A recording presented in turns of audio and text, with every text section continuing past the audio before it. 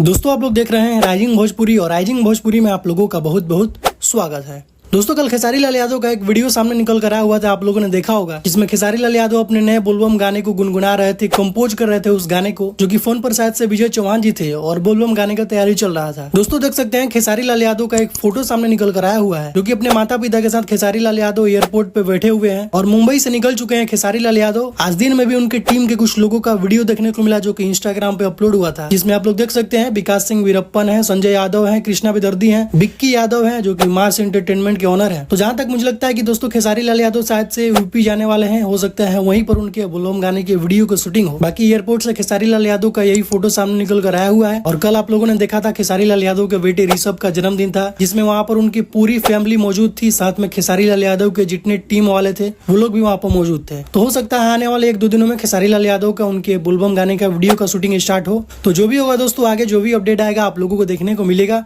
तो कुछ यही अपडेट है दोस्तों अभी का। तो इस वीडियो में सिर्फ इतना ही, मिलता है नेक्स्ट वीडियो में। Thank you so much.